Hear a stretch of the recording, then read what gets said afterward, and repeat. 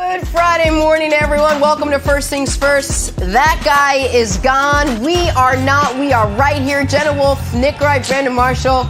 Salute to you, Kevin Wildes. Nick, I'm going to get to your well-being in just a second, but Brandon, you called it. Are you going to take it easy on your guy, Nick Wright, this morning? The guy needs some love.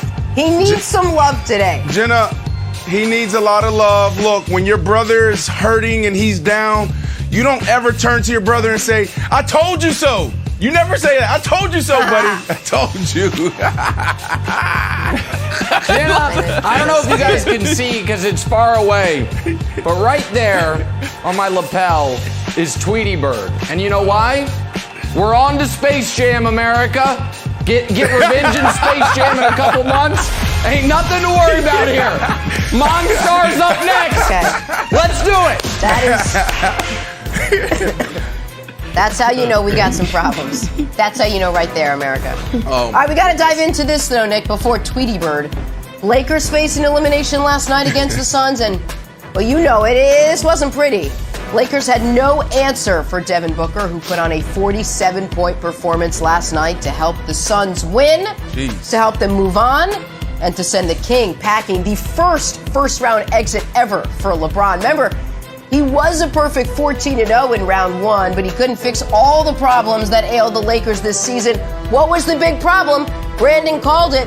His co-star, Anthony Davis's health. Anthony Davis started last night. He could not finish the game. Afterwards, LeBron James. The one thing that bothers me more than anything, we never really got an opportunity to see our full team at full strength, either because of injury or COVID or something going on with our ball club this year. We could never fully get into a rhythm and never really kind of see the full potential of what we're capable of. And but all in all, I give my hats off to everyone on this team who showed up every day to work, showed up every day to compete, showed up every day to put in the time and effort, and obviously fell short of our goal, but try to do everything we could to be as good as we could be, as great as we could be under the circumstances. And also want to shout out Phoenix too, Monty Williams, Book, and that team. They were excellent throughout this series, all of them. So much respect. Yeah, no undershirt. Nick, what was the main reason you think the Lakers were eliminated by the Suns last night? Can you point to something? Well, the reason they lost this series, there's two very clear and obvious reasons. One is the one Brandon was harping on all year long, and he was right about. And that's the lack of reliability on Anthony Davis's health. It's obvious this series, the two games the Lakers won, AD was excellent. The four they lost, two of which essentially he didn't play in, two of which he was bad in. So that's part of it. But the other side of it was the point I had been making all year, which was I don't really think they need a great Anthony Davis in many of these series because they have playoff LeBron James. And the Lakers did not have playoff LeBron James this series. And that, to me, is the most interesting question moving forward about what will be the final act of LeBron's career. What was this playoff series the canary in the coal mine as far as what LeBron is going to look like in years 19, 20, 21? Or was this playoff series a guy who said, I can be at 90-some%, who was actually at 50% after the ankle injury? This was the worst playoff series LeBron James has played in his life other than the 2011 finals against the Mavs. And I kept waiting and thinking he was saving something for the end to where you would see him do what he has done in every elimination game for a decade. Attack, take over, get to the rim. And he wasn't able to. And when he did get to the rim, he didn't have the burst. Now, some will say that's because he's 36 in year 18, and maybe they'll be right. I think it's more likely when we saw him just 9 months ago, when he was almost 36 in year 17, dominate a finals, that he was never even close to 75% off the ankle. But with AD playing well for 2 games in this series and then being hurt, as Brandon unfortunately kind of predicted, and LeBron not looking anything like any version of LeBron we've seen in the playoffs for a decade, Lakers were cooked. And Devin Booker, going NBA Jam on fire certainly didn't help. So that's what happened. It's not that complicated. And I do give Brandon credit. And I think this is where, and I'm not trying to filibuster here, Brandon, but let me be sincere here for a moment. The whole idea of like this show and a lot of these shows are, you have a guy like me who studies everything and watches everything and learns it that way, and a guy like you who watches and studies, but a lot of your experience comes from having done it. And you as the athlete who has been banged up, who has seen when a guy's body isn't right, you were far more concerned than I was willing to be that Anthony Davis just ain't going to be right this year. And that was crystal clear this postseason, particularly last night. Yeah, 100%. I mean, when you deal with injuries like that and you got a fragile guy, I hate to say it this way, but a mindset that can be fragile and the body can be fragile. You put both of those together with the year he's having, it's a recipe for disaster. But here's the deal, Nick. I want to go back to your LeBron James point. LeBron James can have the same exact year, all right, with Anthony Davis playing at extremely high level. The Anthony Davis play that we saw in the bubble last year, and they win a championship. That's probably the most frustrating thing for LeBron right now is he knows he's to the end. This is his last act. And you see Anthony Davis hit the big shot in the bubble. You see Anthony Davis down the stretch put up 30 points, 10 rebounds, a couple assists, get a couple of steals, couple blocks. And then this year, you're just waiting on that. Because what we said last year, what we said before this year is it's time for them to ascend and go to another, for LeBron James to evolve. LeBron James should be Magic Johnson at this point. He should be able to win another championship or two while being that facilitator, being that leader. But it had to be all on his shoulder. So the answer is, the biggest reason why they lost this series is because of AD, right? What Nick just said and what I've been saying all year, inconsistent. His play when he was healthy, and then being unhealthy and being unpredictable there. And then the second thing is this. The Suns were the better team, given all this stuff the Lakers was going through. Coming into this series, they were the better team. Hats off to CP3. Flowers to CP3, Wilds. He took this organization and transformed them in the 70 days, 80 days. Think about that. That is magical. Okay, so first, before I talk to you, Brandon, and you, Jenna, or you, Nick, I'd like to talk to the audience. Stay tuned, because what you have right now is the beginning of a LeBron marathon. And we saw Nick come out in mile one, just a little 9-minute pace. Just check it out. How I'm here. Don't worry, everybody. You know what? Hats off to Brandon. Good job. Hey, you know what? No big deal. Hey, no, we should appreciate it. It's all good. Stay tuned. It is going to turn out into a full-on sprint, everybody, with water, Gatorade, you're throwing it on yourself. Full-on sprint. So stay tuned. It's a feel-out game. Because, Nick, I think you can touch on the feel out, just like this. Yeah, it's a little like Mahomes back there. Okay. Yeah, that's why I have my dad. I think you did touch on the biggest question, right? Because we know the what the Lakers lost. So now we get to the so what. What does this actually mean? And the question is this a blip or is this a trend? Is LeBron going to be back looking like the king, being awesome, dunking and distributing and hitting threes now? Or is this not the beginning of the end? Are we sort of in chapter 2 of the end? I thought Mark Stein went up to 10,000 feet and said, hey, let's look at the last 3 years of LeBron's tenure here. We missed the playoffs, won a chip, and now lost in the first round. And we know that he's been the greatest human walking the earth at playing basketball for over 2 decades. But there's also an emphasis on the word human. We know that he finished not too many shots at the rim, Nick. He didn't get to the line a lot. He hit a lot of threes. So optimistically, we're seeing a new LeBron. This is like, oh, you're in your kind of, Larry Johnson phase where you used to be this dominant physical force and now you're making 4-point plays.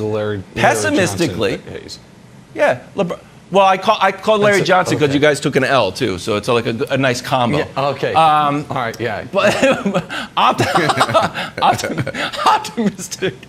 optimistically, we saw how LeBron is going to play. And I think he could play till he's 40 like this. So I guess the big question for me is, coming out of this, do you feel pessimistic about LeBron's future to win the championship and chase Jordan? Or do you feel optimistic that we saw a blueprint from how he can continue his legacy? Well, he obviously got closer to Jordan last night because now he only needs 2 more first-round exits. He'd need to be swept in those to match Jordan's first-round ledger. But that's neither here nor there. Listen, I would be pessimistic if I hadn't seen not only the bubble, but what he was first or second in the MVP race until Solomon Hill hurdled himself into his ankle like a rodeo clown. So I do think now, to Stein's point, for 15 years, LeBron never got hurt. And then in year 16, he got hurt. In year 18, he got hurt. So the question to me isn't as much how good is he still, it is how will he be able to repel injuries that obviously come more often later in their career. And lastly, Brandon mentioned CP3. Obviously, he was my MVP. But also, we can't go the first 10 minutes of the show and not say Devin Booker was the best guy in this series. Devin Booker was spectacular. Yeah. Devin Booker was in a playoff series where LeBron James on the other side and Devin Booker outplayed him. And last night and in Game 5, he ended those games by his first quarter performances alone. And he deserves massive credit. When you see Luka outplaying Kawhi, Ja in their game outplayed Steph, and Dragonfly Jones mentioned this, and now Devin outplayed LeBron, it's like, oh, out west, the young guys are saying, we might have now, fellas. This might be our time. And so Devin Booker deserves a ton of credit for that.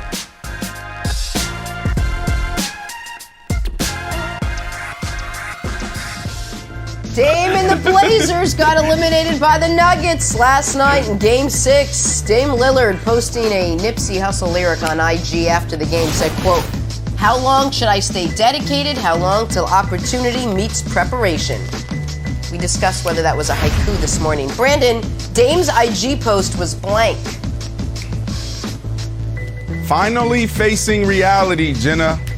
I get it. I understand it. Look, the last 4 to 5 playoff appearances for them, they've been bounced in the first round. That's not good. I don't think there's anybody out there that thought in the last 5 to 10 years that, oh, this is the year the Blazers are going to win the title. This is the year. This definitely is the year.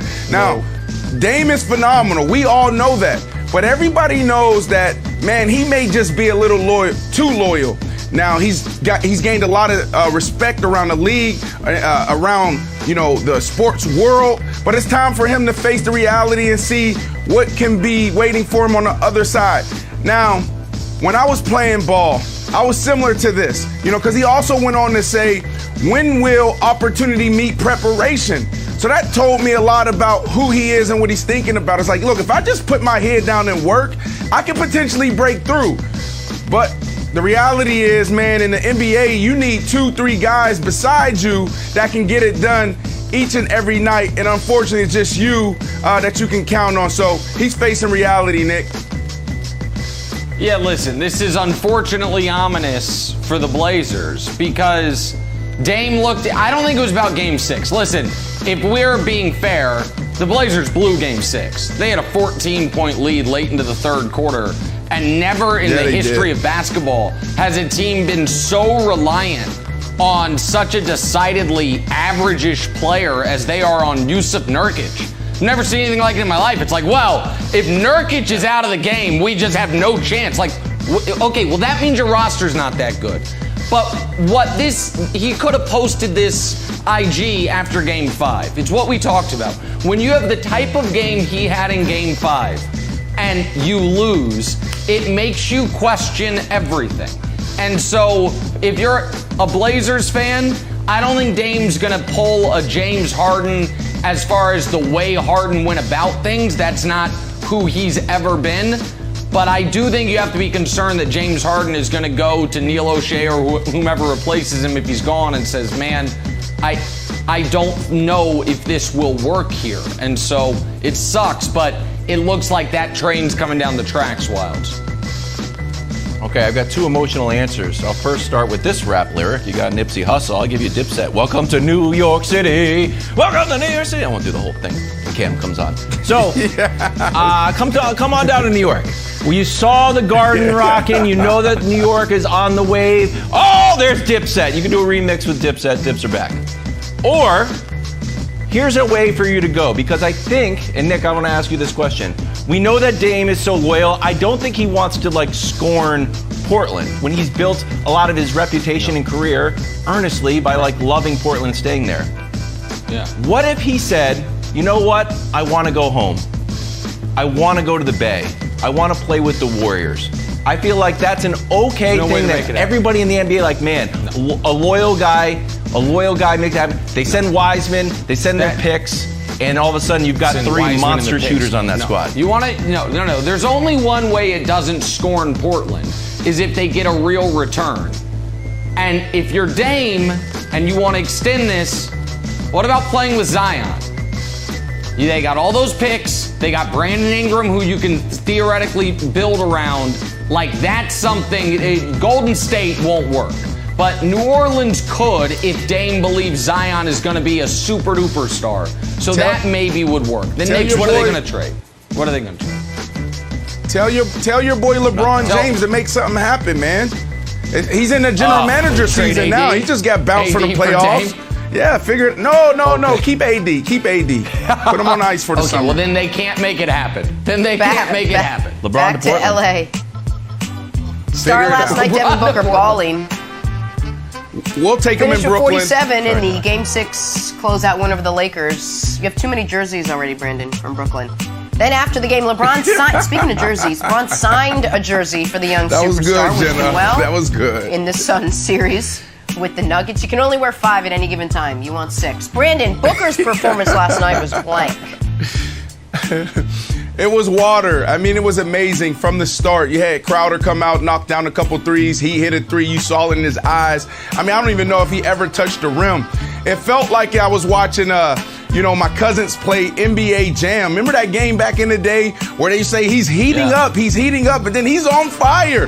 I mean, it seemed like this dude was making shots with his eyes closed. The NBA is in a good position. You got this young Booker who's phenomenal. I know Zion's not in the playoffs, but he will soon. You just talked about him and Dame potentially teaming up. You got Mitchell. You got Ja Morant. Man, these young dudes are ready. And like you said, Nick, they're saying my time is now.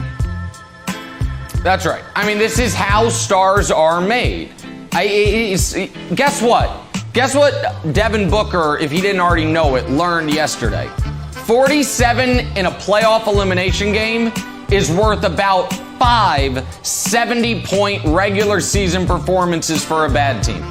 Devin Booker scored 70 a couple years ago, and nobody cared for more than 12 hours. But that game last night, that's how you become an NBA star. On the biggest stage and in the playoffs, showing up like that. Devin Booker, superstar, possibly, let's see him in the next round. Unquestioned star of this league, one of the stars of this league, pardon me, no doubt about it, after last night. My answer is anger-inducing. Game getting out of hand, pretty much over. Devin Booker on the break decides to throw down a big dunk. 50. And you know who didn't like it? The Lakers bench. Hey, why'd you do that? We're the only ones allowed to celebrate on Jay Crowder. He said, what's up? What's up? You guys are going home. So congratulations, Devin Booker. Also, speaking of poor sportsmanship, LeBron bounced. Didn't shake anybody's hands. It's a crime when Tom Brady does it. If LeBron does it, it's fine. NBA post. He did not shake anybody's hand. That's not accurate. Keep the segment going. It's not accurate. Okay. Is that true? Hold on. We got to get to this. Wild, weird, and wonderful. Fernando Tatis Jr. at it again. 17th home run last night to the deepest part of Petco Park. Padres beat the Mets 4-3. Pretty wonderful stuff from one of baseball's home run leaders. Wilds, what else you got for us? You know what? You got to persevere even when you're wrong, because sometimes you might be right. That's how I do this show. Seager slides into third. He's like, I'm out. Well, no big deal. I'll leave. No, buddy, you were safe. You bailed out.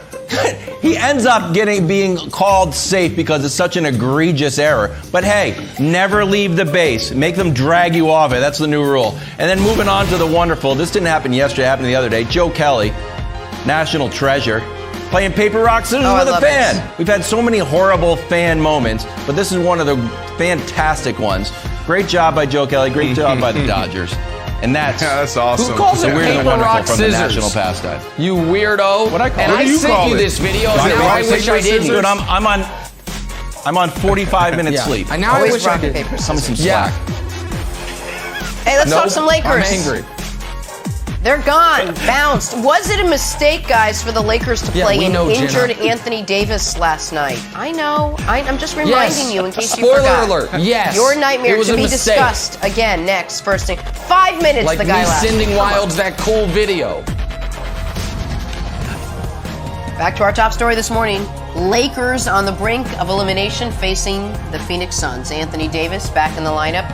Only for about 5 minutes he had to leave again with that groin. It didn't matter because of a guy named Devin Booker who went off last night. Unstoppable, 47 points to help the Suns as they win. LeBron eliminated in round one for the first time ever.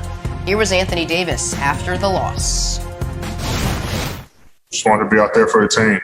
You know, in a situation, when to go home. Obviously didn't want to just lay down and not be able to do what I can. It never really felt good, but like I say, I once God, just the competitive nature in me to go out and help the team, as best as I could. My body didn't agree. So, Nick, let me ask you, do you think the Lakers would have been better off just not playing Anthony Davis last night?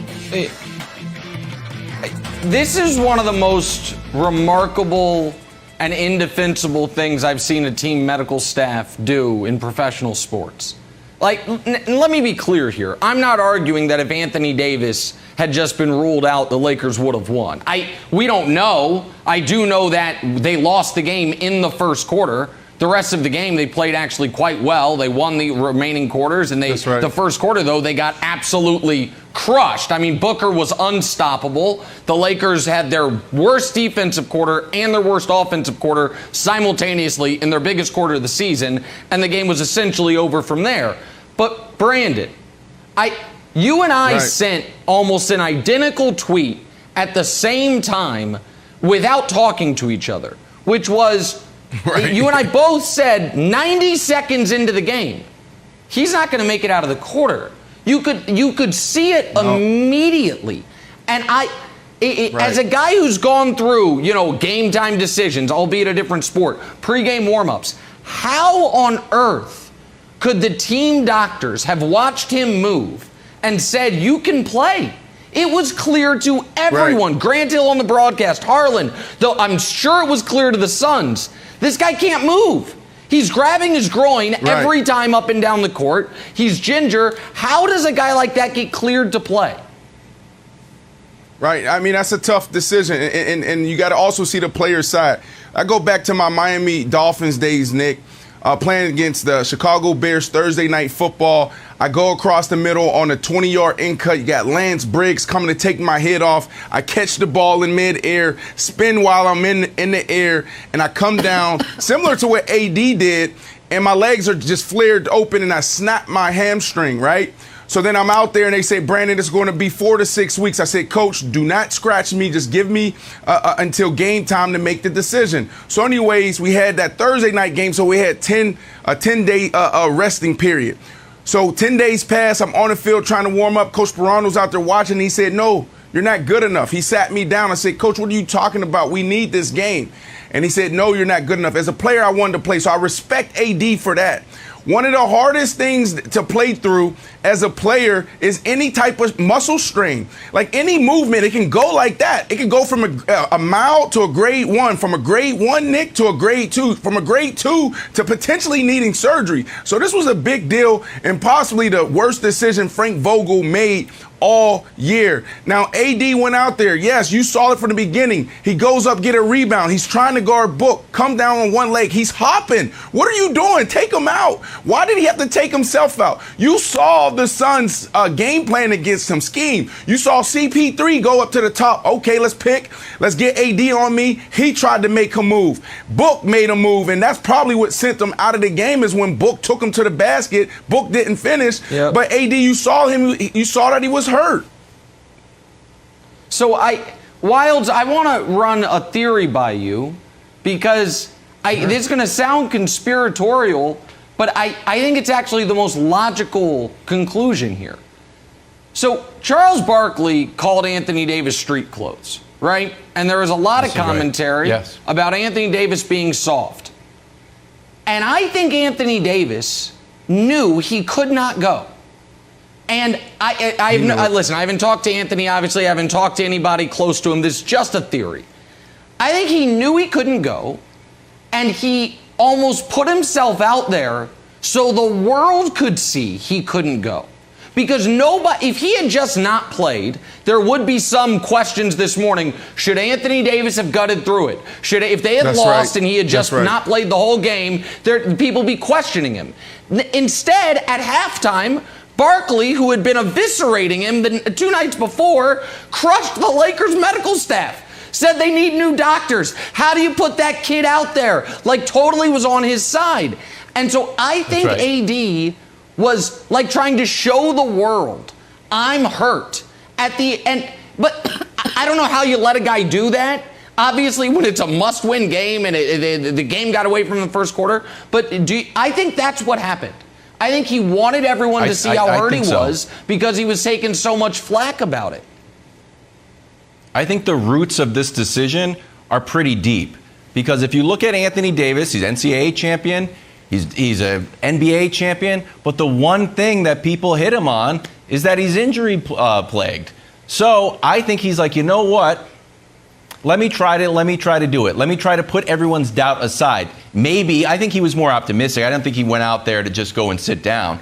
But also, you've seen the history of the NBA, when we talk about compromises, I think Willis Reed casts a long shadow on every injured player who's in a playoff game. We know that is an all-time great moment, even though Willis did not have a statistically significant game. But the idea of him coming out of the tunnel and gutting through it feels very NFL-esque. But I thought, Nick, post-Durant Achilles, that the medical staff changed everything. I thought when they let Durant play, Durant said he could go, and they said, you know what, get out there, and he ends up snapping his Achilles, I felt like all medical teams drew everything back and got much more conservative. And that's why we saw Donovan Mitchell, who said he's ready to go, he said, you know what, you're not ready to go. And it was a real source of friction. That's right. Now, maybe they were right because Donovan's come out and played great. But I think that there's always a tension between the player and the medical staff. But if Anthony Davis said he wants to go out, the team doctor is not going to force him to sit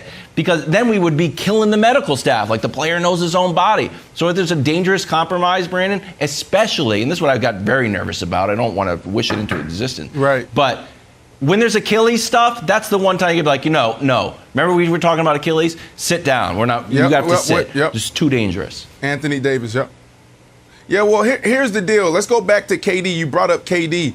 The deal with KD was he looked good in pregame. He looked good in their pregame walkthrough. And then he went out there and he actually moved around great. And then all of a sudden it just went. You can see it in the replay. You can see it just spiral up his leg. With AD, Schroeder said after the game, he said, look, I respect him because this was a guy that could not even walk. This was a guy when we did our walkthrough before the game, he couldn't move. Frank Vogel was seeing all of that. So how do you put him out there?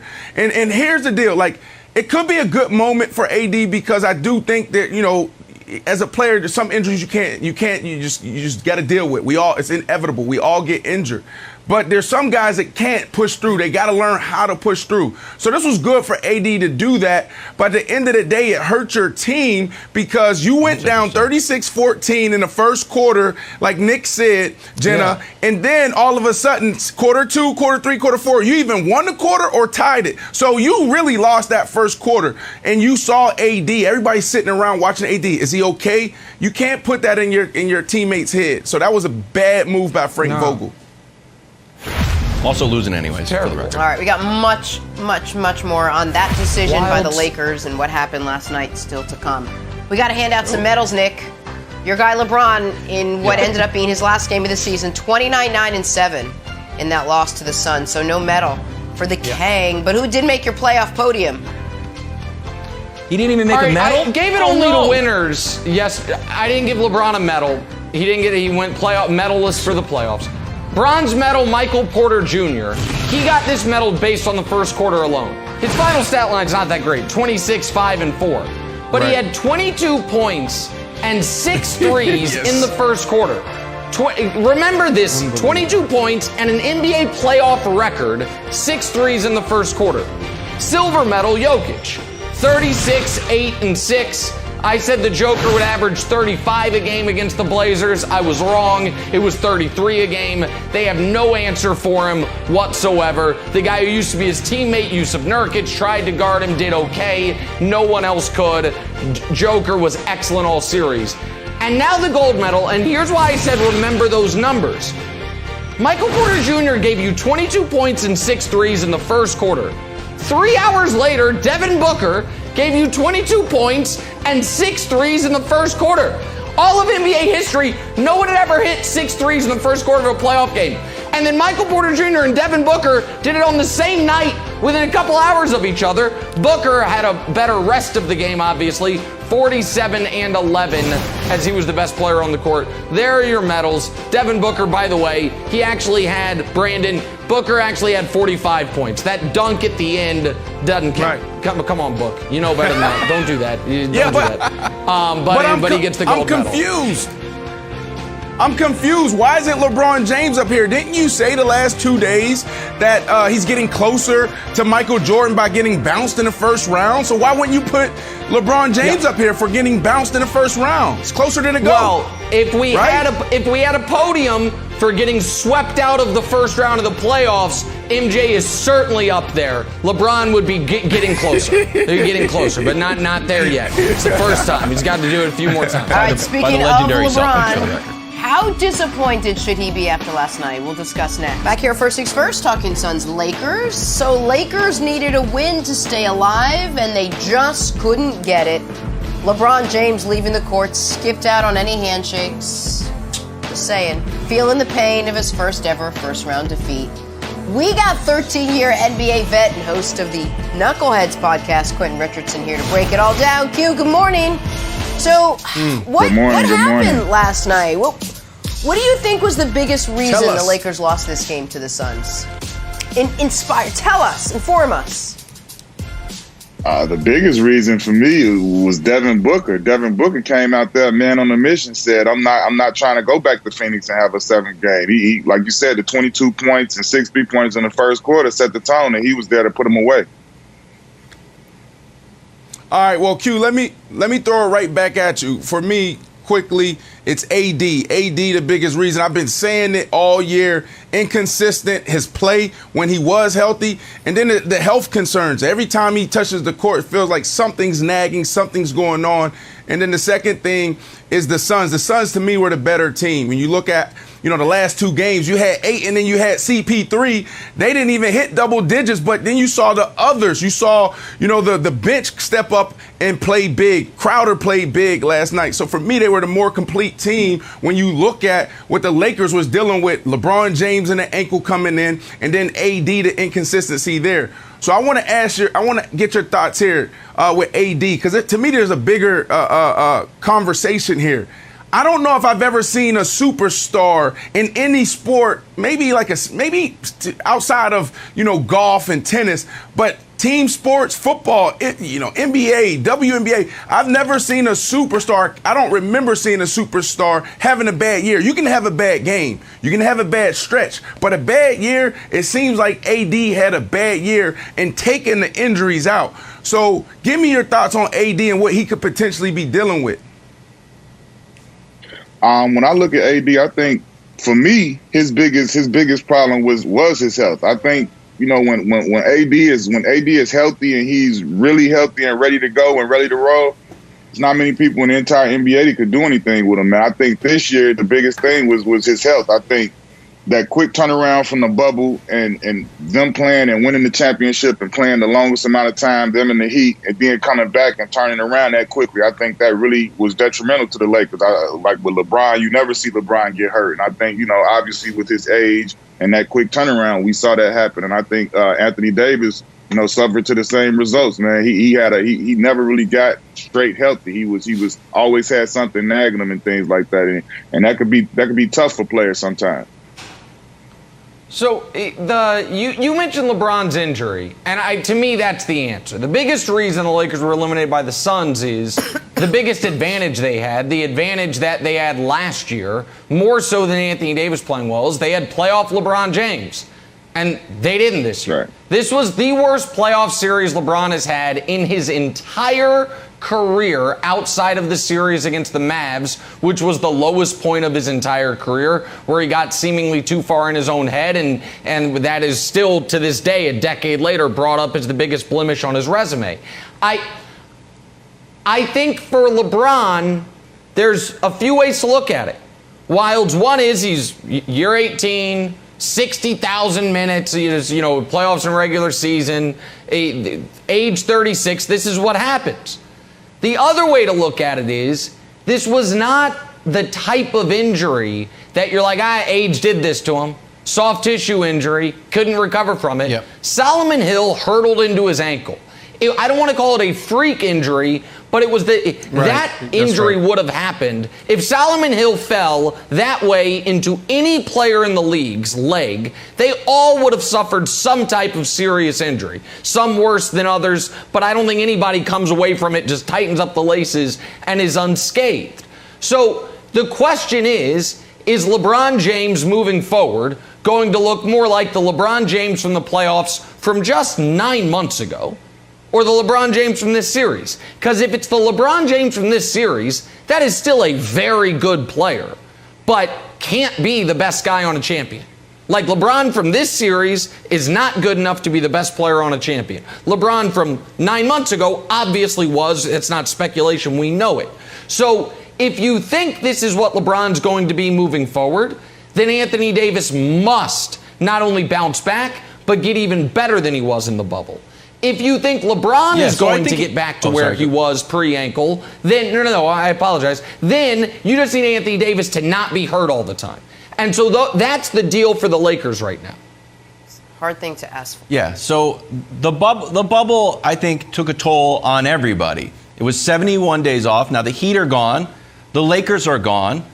Brad Stevens even mentioned the bubble, that the bubble was rough on them. Mike Malone has talked about how tough the bubble is. And Quentin, I don't think it's a coincidence that the teams that are thriving didn't spend that much time in the bubble. The Nets didn't. The Nets went to the bubble. They're a whole different team. KD didn't play. Kyrie didn't play. The Suns were hot in the bubble, but they didn't actually make the real playoff bubble. They just went 9-0. So I think that layoff is really starting to show its head right now. But I want to get back to LeBron. As your career aged, and you were always a good shooter, were you like, you know what? I can't do what I used to do. I need to change my game significantly. And do you see LeBron, from what you saw in this series, turning into old man LeBron? Seems like an insult, but I don't mean it to be. LeBron more distributing, LeBron out at the 3-point line, and we don't see the old with no regards for human life dunking LeBron, he sucked the air out of the building LeBron of these monster dunks. Do you think that that's the LeBron that we have coming up next year? First, I would never compare myself in the way I played to what LeBron James does on the court anyway. I wasn't that type of player, wasn't that gifted and able to do that much, and wasn't asked to do that much. So that's first. But as far as him, I think it would be unfair and almost disrespectful to LeBron to think that what we just saw from him, coming off a high ankle sprain without enough time to really come back and completely heal, I think it would be unfair and disrespectful to think that this is what it's come to for him. And I think we all know how hard he works and how he takes care of his body. And once he gets this full summer, and like you said, him leaving in the first round, this is one of the longest summers he'll ever have, since however long ago. And I think he's going to take full advantage of it, go and get healthy and come back with a point to prove, because I think of everybody. LeBron is very aware of things being said and how the optics of things look. And LeBron he's King James, and he wants to, continue to lead and continue win championships. So I know he's going to go this summer and he's going to bust his butt and he's going to come back like a man on a mission. Right. And look, just to cap that off with the LeBron talk, man, Nick is 100% right. When a player's aging and you see them where it's over, the soft tissue stuff. A guy dive into his ankle. We're talking about ankle sprain, high ankle sprain. That's not, you can't judge him off of that. And then this whole AD thing, Exactly. the AD thing, we're making excuses for that. No, man, CP3 got better this year. We saw what CP3 did in the bubble. That was emotional for him to fight the way he did, and they were clutch. And then all of a sudden this year, he still picked it up. He had a couple of weeks off. You saw as soon as he went to the Suns, he was right in the gym with the guys preparing. Embiid got better. How does Embiid go from where he was, only having 70 days off, and improving in every single category? LeBron got better. Look what LeBron did. We're talking about a guy who has more miles than anybody in the NBA history, and he was shooting the ball like he was Ray Allen. He got better. And then Joker, who's going to be the MVP. The Joker got better. The Joker is unstoppable. So I think this whole talk about the bubble is an excuse. You don't see superstars have bad years. So Brandon, AD was kind of hurt last year, and then we started to hear about the calf and the Achilles and then the knee and then the back and then the groin.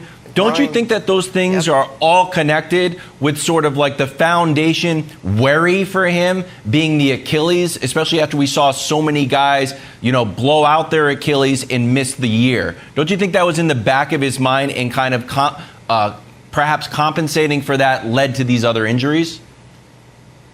And look, I think that's part of the problem. And I'm a player, so I'm never going to go out there and bash another player for being injured. Like, I had 6, 7 surgeries. I was hurt all the time, and you had to find a way to go out there and still compete at a high level. But I think there's a difference between guys, who push through and fight. And then there's some guys, like, every little thing they feel, they got it. Oh, I need a day. Oh, I can't practice today. I can't go. And so I think that's why this narrative that Charles Barkley kind of started, that may be unfair as far as street clothes AD, right? Like, you saw him in the bubble last year when he hit the ground, winch and everything hurts. I don't know if I can go. And then all of a sudden he's back in the game. You see LeBron James walk by him, don't even help him up. You can see the frustration on LeBron James' face at times in a bubble. So I think that's the difference, is more so the mindset. Hopefully he go move in with LeBron James, Jenna, okay? He get a room in the basement and he adopt all his principles, all his methods, so he can bounce back, because LeBron James need him. Those two together, they can still win another title or two. But you need AD to be the AD in a bubble. And I disagree with you, Nick, there on he has to be better. He just need to be the AD in a bubble, Jenna. Also, when you're in and out of the lineup, there's no way to get any momentum whatsoever, and I think that's what led to part of AD's issues this entire season. Quentin, before we go, I want to talk about your podcast, Knuckleheads, with Darius Miles. Tell us what we can expect in Season 6. A lot of the same, man. Real conversations with a lot of the guests that we got on. We take pride in them being comfortable, man. They come on and it's like they talking in the locker room on the bus or the plane, man. I think this season, top to bottom, is probably the most complete season we got with the list of guests we got. We got some everything, man. Some Hall of Famers, some superstars, some really cool guests and some conversations. We got Dr. J. We got Sugar Ray Allen, man. We got Monster Mashburn. Nice. Big Dog Glenn Robinson. Bradley Beal, Donovan Mitchell. We got Lisa Leslie. I got everybody. Should have asked who didn't we get. Yeah, man. We all the Lakers are available too, Q. If you need to. If you need to tell your booker, all the Lakers are available. So maybe have the booker call up, the Lakers PR staff. They're all available. They got nothing to do. So really it's just a free idea. Pro bono. We appreciate your time, Quentin. Let's go. Much appreciated.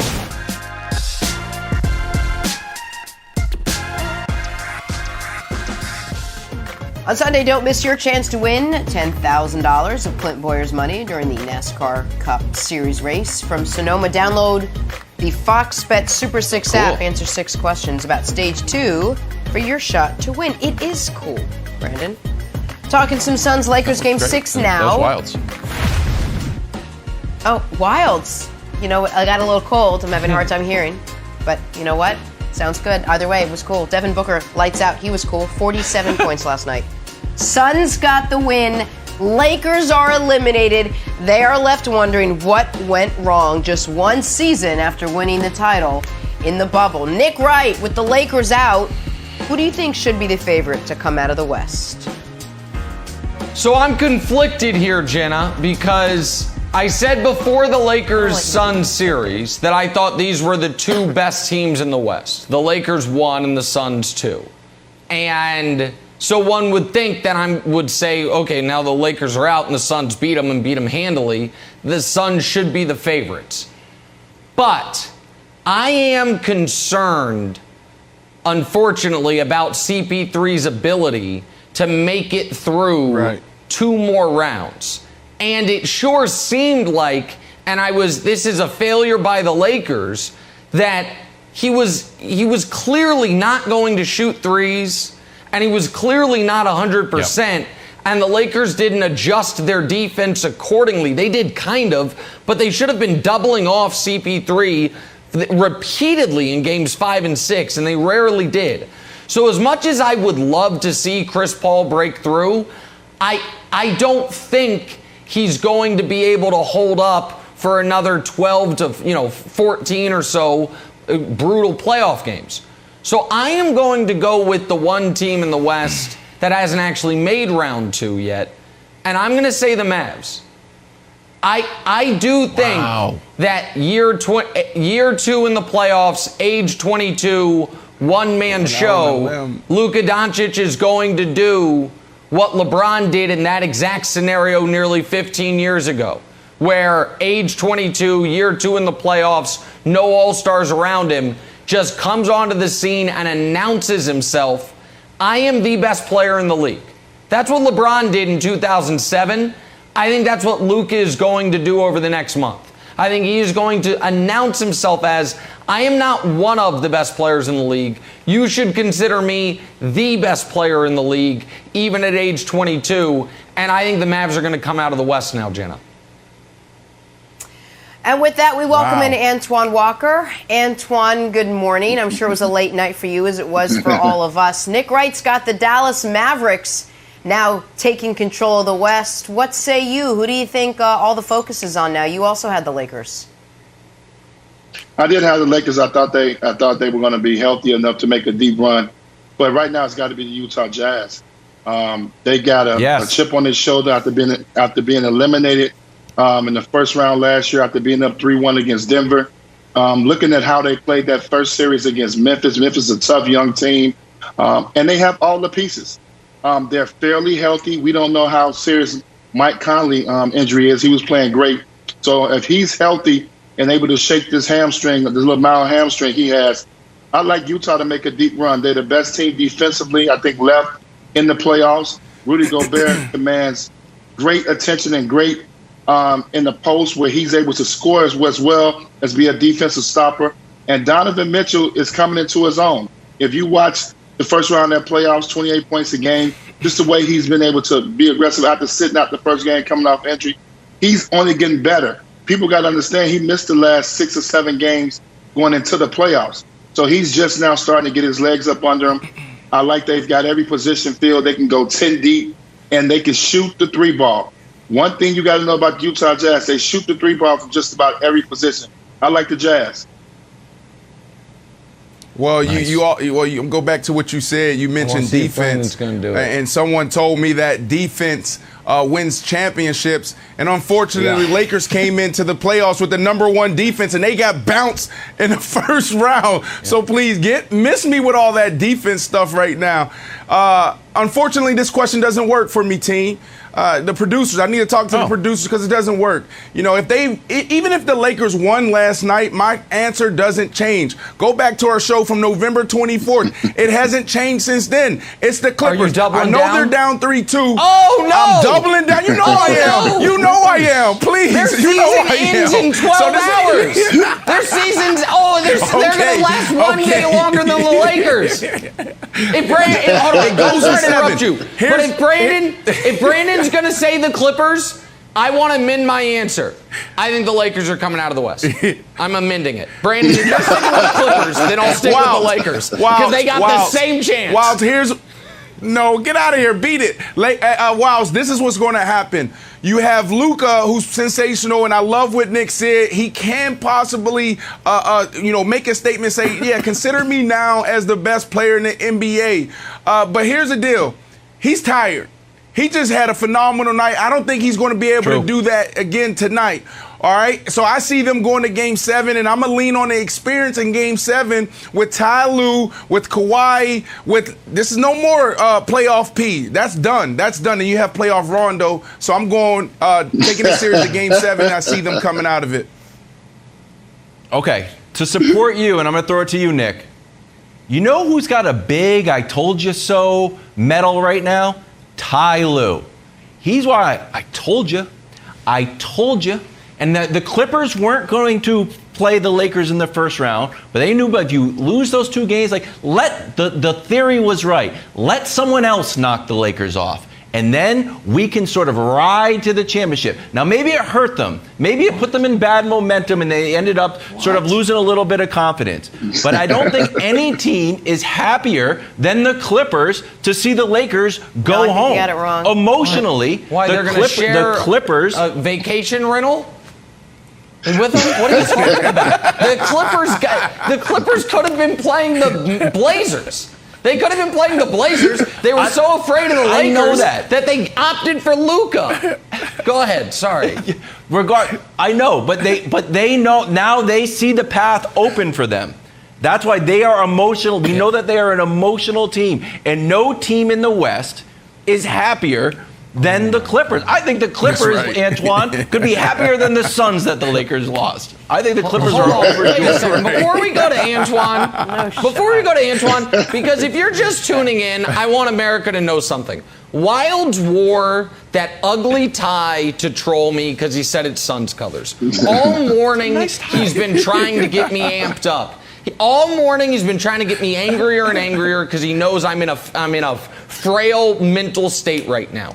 And I want the audience to know, while Wilds appears to be a likable guy, he's a total fraud.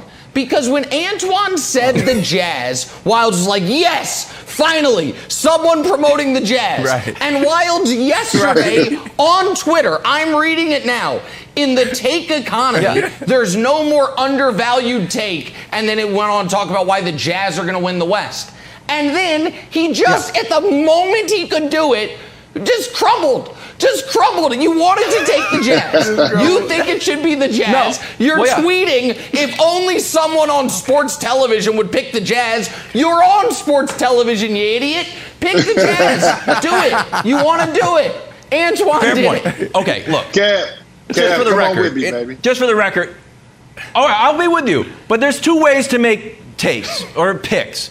You can take a pick on what you really believe, or you can be smart and say, what's good for me? What's good for my career? What's the take that nobody has? Oh, does someone have the Jets winning a game? I'll take that one. If no one's got it, I'll take it. It's an undervalued take. So now that Antoine's got it, well, what's value in me taking it? Nope, no way. So Antoine, that's yours. That's now used. I don't get any credit if I take the Jazz. Go, Antoine. That's the way it works, Jenna. That's showbiz. Hey, Brandon. I like the fact you want to be a man of your word and stay with the Clippers. The Clippers are not very good. They're going to be eliminated. It's unfortunate. Their 2 superstars don't want to guard Luka. You know how this goes. It's unfortunate. They're gonna be eliminated. But you just got to look at the teams that's left, and it's very tough. And I know people are probably like, how you don't pick the Suns, being that they just beat the NBA champ. But they beat the NBA champs that were very hurt and not 100%. So I don't think they're good enough to beat Utah. I think Utah was the best team all season long, obviously record-wise. And if you just look from top to bottom, the key ingredients to win the championship now in the NBA, they shoot the 3 very well from every position. They have a go-to guy in Donovan Mitchell, and they are the best defensive team left. They still play traditional basketball with a traditional center.